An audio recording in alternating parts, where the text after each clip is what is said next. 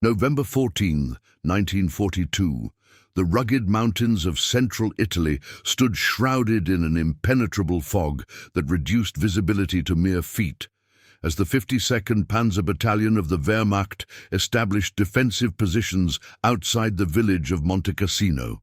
Hauptmann Ernst Weber confidently inspected his line of 8 Panzer IV tanks, certain that no American armor could possibly navigate the treacherous mountain roads in such conditions, much less without being detected by his experienced sentries.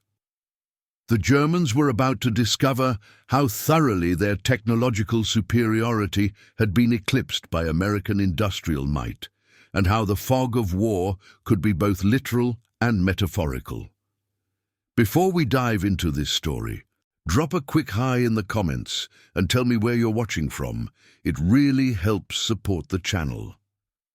This is the account of how 20 American Sherman tanks executed a maneuver deemed impossible by German high command, vanishing into the Italian mist only to reappear where they were least expected, completely transforming the tactical reality for both sides and shattering long-held beliefs about American fighting capabilities. Hauptmann Weber stood atop the commander's cupola of his Panzer IV, designating firing zones to his gunners despite the thickening fog. A decorated veteran of the Eastern Front, Weber had earned the Knight's Cross during the advance into Soviet territory, where his tank had destroyed 11 T-34s in a single engagement. The 52nd Panzer Battalion was considered one of the Wehrmacht's elite armored units, equipped with the formidable Panzer IV AOSF-G variant, sporting the newer, longer 75mm KWK 40L48 gun, capable of penetrating 82mm of armor at 100 meters. "Visibility is deteriorating to less than 20 meters, Herr Hauptmann," reported Feldwebel Kurt Müller, Weber's second-in-command. The Americans would be fools to attempt movement in these conditions. Weber nodded in agreement, running his gloved hand along the cold metal of his tank's turret. "And that is precisely why we will maintain full alert status. The Americans have quantity, but they lack the tactical discipline for mountain warfare." This assessment reflected the prevailing attitude among Wehrmacht officers in late 1942. Despite encountering American forces in North Africa, many German commanders still underestimated their opponents, believing the Americans relied solely on material advantage rather than tactical prowess. The 52nd Panzer Battalion's 8 tanks represented over half of the heavy armor available to defend this strategic mountain pass, the rest having been transferred to counter-Allied landings at Anzio. Just 16 kilometers away, Lieutenant Colonel Robert Harrington of the U.S. 2nd Armored Division studied his maps by flashlight inside a hastily established command tent. At 43, Harrington was older than most of his counterparts, having served in the regular army since before the war. A tall, lean man with prematurely grey hair, his quiet demeanor masked a brilliant tactical mind. "Gentlemen, this fog is not our enemy. It's our ally," Harrington explained to his assembled company commanders. "Intelligence reports the German 52nd Panzer Battalion has established blocking positions here and here," he said, pointing to marked locations on his map. "They have superior elevation and prepared positions. In clear conditions, a frontal assault would be suicidal." Captain James Miller, commanding a company, leaned forward skeptically. "Sir, with respect, how can we possibly navigate those roads in zero visibility? One wrong turn, and our tanks go right off the mountain." Harrington smiled slightly. "That's why we're not using the roads, Captain. We're going cross-country, through terrain the Germans have deemed impassable for armor." The assembled officers exchanged concerned glances. What Harrington was suggesting seemed impossible. The steep, rocky terrain was difficult for infantry to traverse, let alone 33-ton Sherman tanks. "We have something the Germans haven't counted on," Harrington continued, gesturing to a man who had been quietly observing from the corner. "This is Sergeant Lorenzo Manzini, formerly of the Italian 132nd Armored Division Ariete. Before Italy's surrender, he grew up in these mountains. Hunted in them his entire life, he knows paths that don't appear on any military map." Manzini stepped forward, a compact man with olive skin and the weathered features of someone who had spent his life outdoors. "There is an old smuggler's path through the ravine," he explained in accented English. "It is narrow, but your Sherman tanks are narrower than you think when stripped of external equipment. My grandfather showed me this path as a boy. The Germans consider it impassable for vehicles. They have not even posted sentries." Harrington unfolded a hand-drawn map that Manzini had prepared. "We move tonight under complete radio silence, engines at minimum RPM, 20 tanks, single file. If we succeed, we'll have the entire 52nd Panzer Battalion surrounded by morning." The plan was audacious to the point of recklessness. 20 M4 Sherman tanks, the entire complement of Harrington's battalion, would need to navigate treacherous mountain terrain in near-zero visibility, maintaining perfect formation and absolute silence, all while carrying full combat loads of ammunition and fuel. Technical Sergeant William O'Malley, the battalion's chief mechanic, raised immediate concerns. "Colonel, the Sherman's radial engine runs at 400 RPM at idle. There's no way to silence it completely." "We're not trying to be silent, Sergeant. Just quieter than the wind and the natural mountain sounds," Harrington replied. "And I've authorized a modification to the exhaust systems based on Sergeant Manzini's suggestion. Show them, Sergeant." Manzini produced a rough diagram. "In the Italian army, we faced similar problems with noise discipline.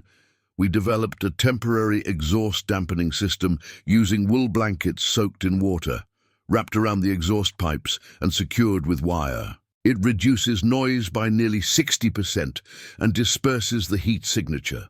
The blankets must be re-soaked every hour, but it works." The modifications began immediately. Each of the 20 Sherman tanks was stripped of unnecessary external equipment to reduce width.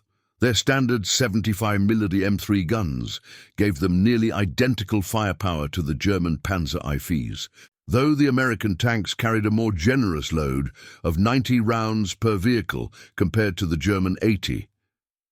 The Sherman's Continental R975 radial aircraft engine provided 400 horsepower, less than the 650 horsepower of the newer German tanks, but sufficient for the task at hand.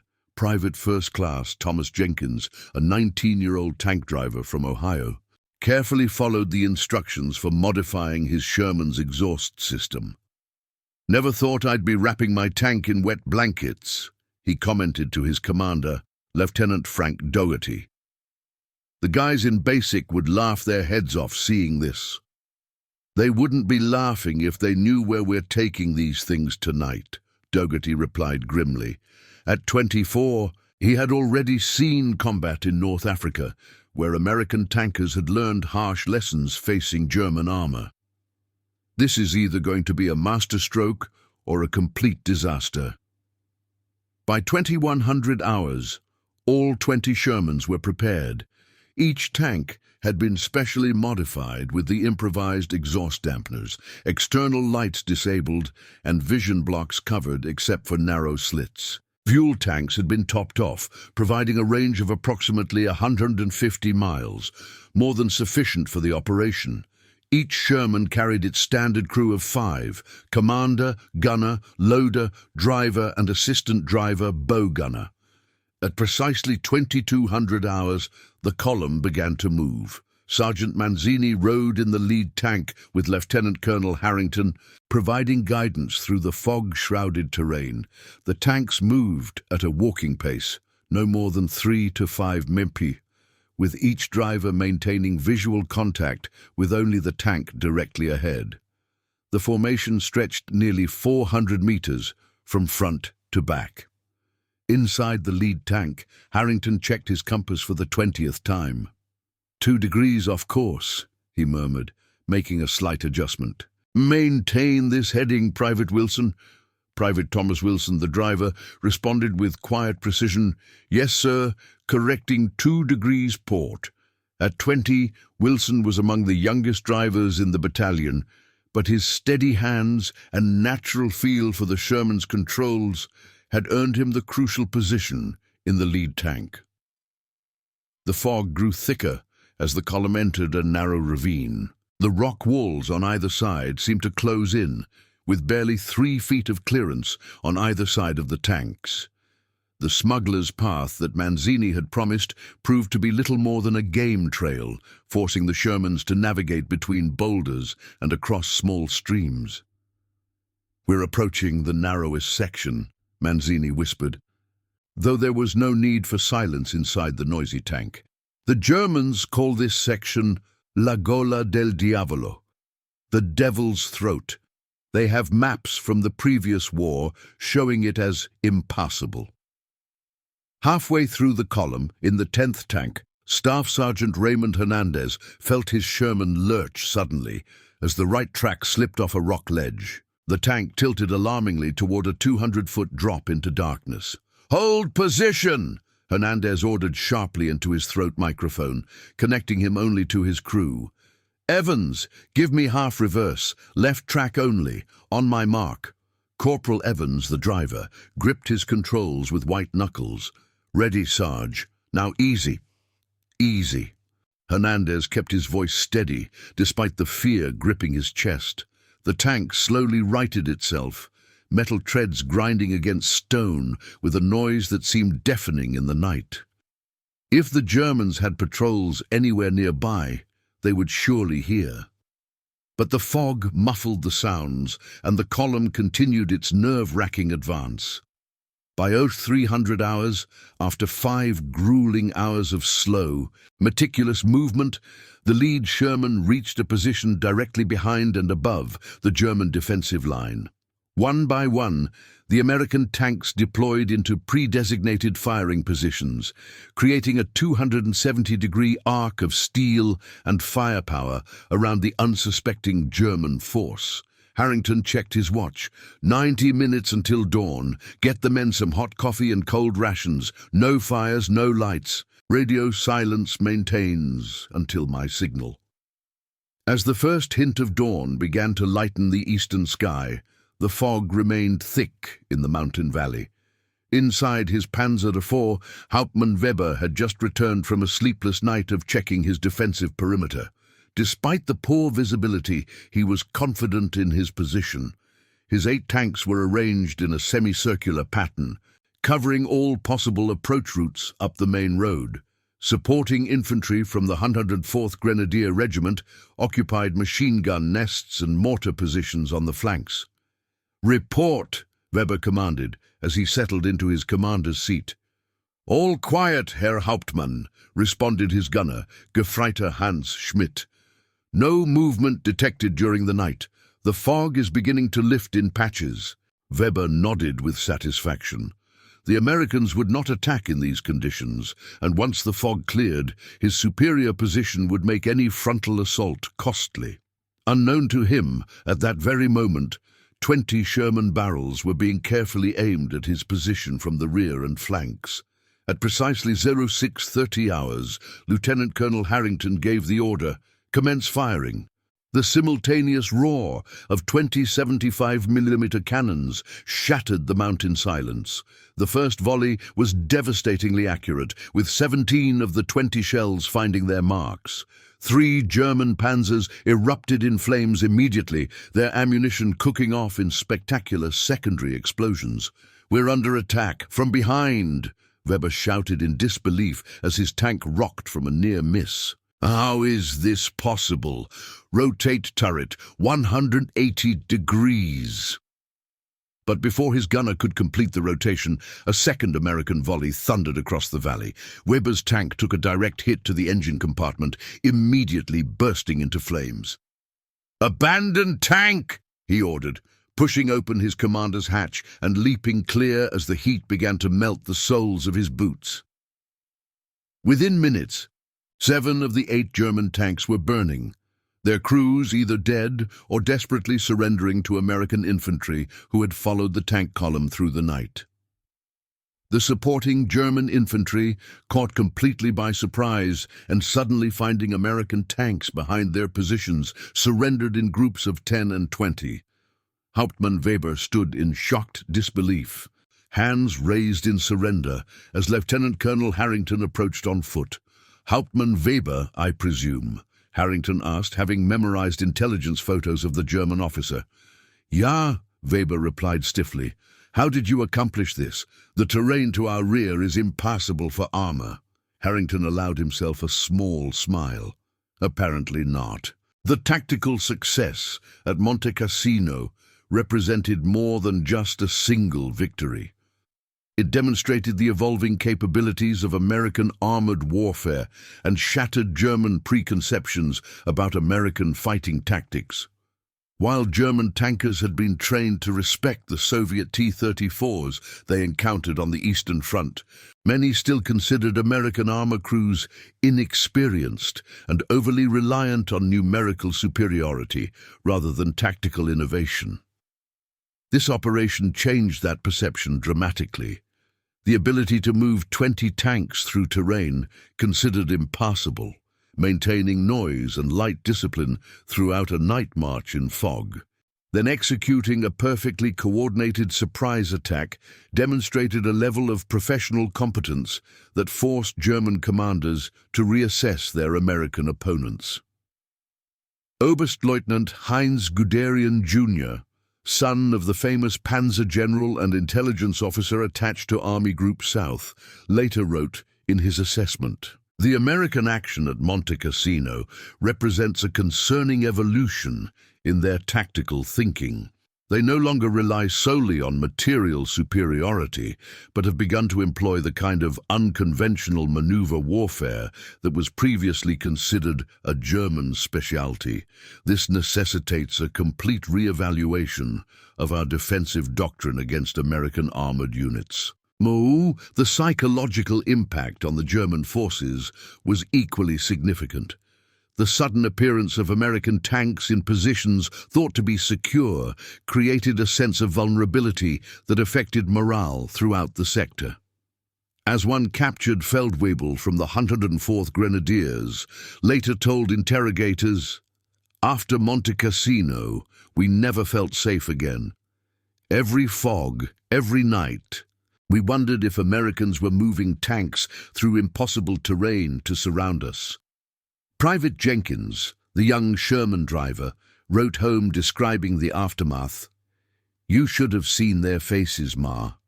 These Germans who thought they were the master race, the best soldiers in the world, standing there with their mouths open like they'd seen ghosts, which I guess they had. 20 ghost tanks that came right through their impossible mountain." The operation also highlighted the increasing importance of local knowledge in the Italian campaign. Sergeant Manzini's contribution proved invaluable, demonstrating the willingness of many Italians to assist Allied forces following Italy's surrender and switch to the Allied side in September 1943. In the weeks following the action, dozens of local Italians came forward to offer similar guidance through the complex mountain terrain. Captain Miller, initially skeptical of the plan, later acknowledged its brilliance in his after-action report. "The operation succeeded not because our tanks were better, they weren't, but because Colonel Harrington recognized that terrain labeled impassable often isn't if you're willing to take calculated risks. The Germans' certainty that we couldn't be there became our greatest weapon. For the Sherman crews, the action validated their growing confidence in American equipment. While the M4 Sherman has often been criticized for its inadequacies compared to later German tanks like the Panther and Tiger, in November 1942, the Sherman was relatively evenly matched against the Panzer IV AOSF. Both mounted comparable 75mm guns, though the German armor-piercing ammunition held a slight edge in penetration capability.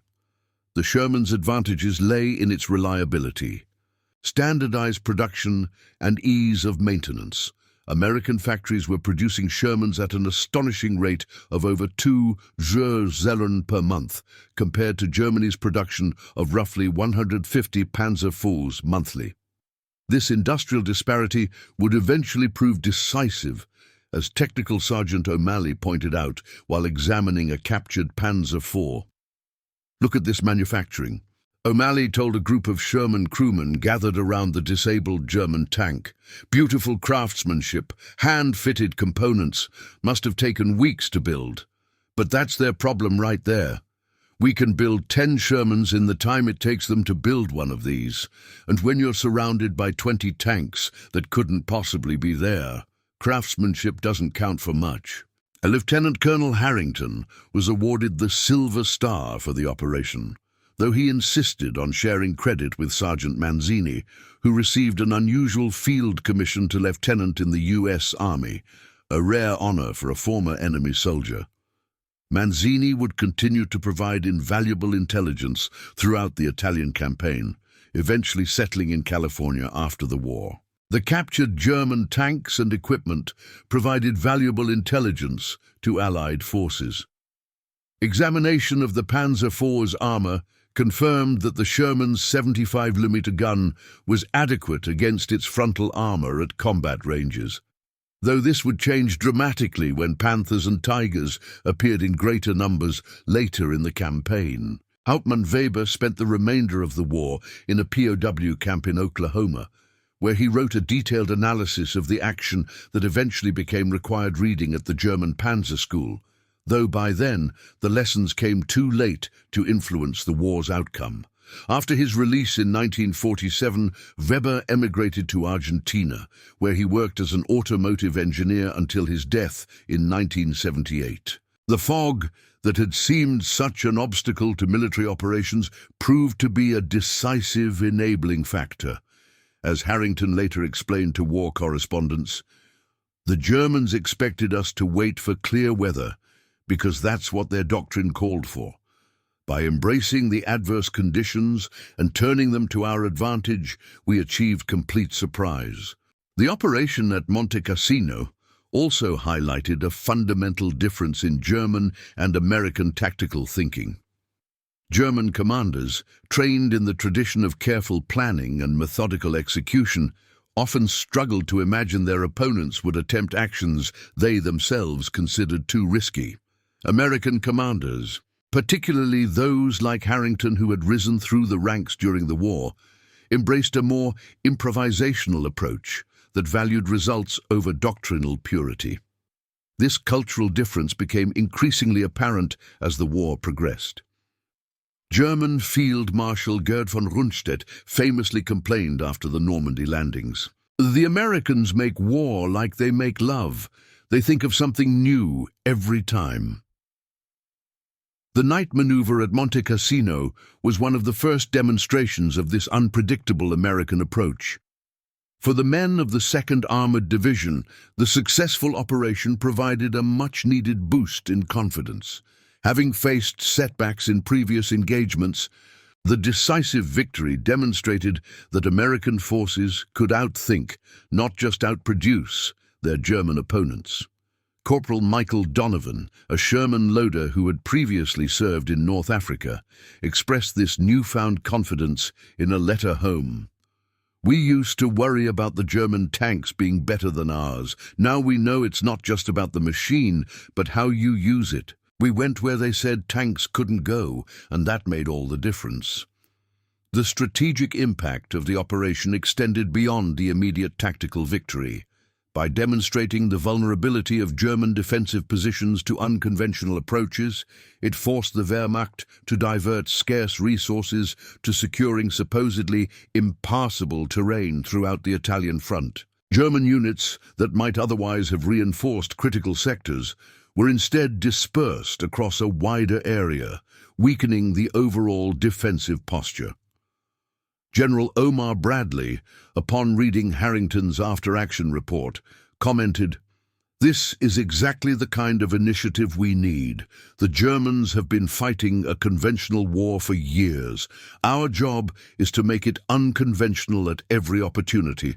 By December 1942, the lesson of Monte Cassino had spread throughout the American forces in Italy.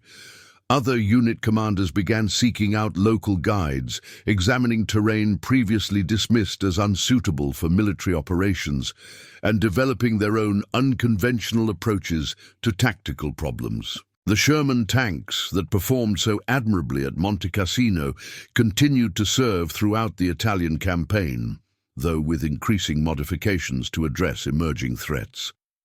By 1944, many had been upgraded with the more powerful 76mm gun to counter improved German armor, while others were converted to specialized roles such as flamethrower tanks, recovery vehicles, or mine-clearing devices. For Hauptmann Weber and his men, the shock of being outmaneuvered in terrain they considered secure represented a turning point in their understanding of the war. As Weber later wrote from his POW camp, "We had become accustomed to fighting Russians who attacked with overwhelming numbers but often predictable tactics. The Americans introduced a new element of improvisation and risk-taking that our doctrine had not prepared us for. In retrospect, this should have been obvious. A nation built by pioneers would naturally produce soldiers comfortable with exploring the supposedly impossible." The legacy of the 20 Shermans that vanished into the Italian fog extended well beyond the war. The operation became a case study at West Point and other military academies, highlighting the importance of challenging conventional wisdom about terrain limitations and the value of local knowledge in complex environments. Lieutenant Frank Dougherty, who commanded one of the 20 Shermans, returned to Italy in 1965 as a tourism consultant. Visiting the site of the operation, he found the narrow ravine they had traversed now had a small plaque commemorating the ghost tanks of Monte Cassino, placed there by local Italians who had never forgotten the night when American ingenuity changed the course of their war. Private Jenkins, the young Sherman driver who had wrapped wet blankets around his tank's exhaust, eventually became a mechanical engineering professor, often telling his students, "The most valuable lesson I learned in the war had nothing to do with fighting. It was that the word impossible usually just means not yet attempted by someone stubborn enough." As for the fog that made it all possible, local residents noted that similar weather conditions occurred only a few times each year, making the timing of Harrington's operation all the more remarkable. Whether by careful planning or fortunate coincidence, the Americans had seized the perfect moment when nature provided the cover they needed. In the final analysis, the operation demonstrated not just tactical brilliance, but the growing maturity of the American military effort. Having entered the war with limited experience and equipment, often inferior to their opponents, American forces were rapidly adapting, innovating, and developing a distinctive fighting style that would eventually help carry them to victory. The 20 Shermans that vanished into the Italian fog, only to reappear where they were least expected, represented more than just a single successful operation.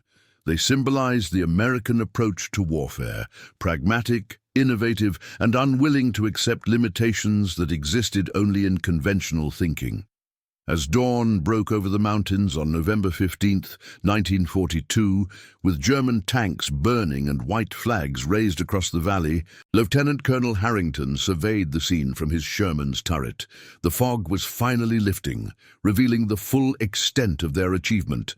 20 American tanks had completely reversed the tactical situation, turning a strong defensive position into a trap for its defenders. "Sometimes," Harrington remarked to Sergeant Manzini beside him, "the impossible just takes a little longer." And that concludes our story. If you made it this far, please share your thoughts in the comments. What part of this historical account surprised you most? Don't forget to subscribe for more untold stories from World War II, and check out the video on screen for another incredible tale from history. Until next time.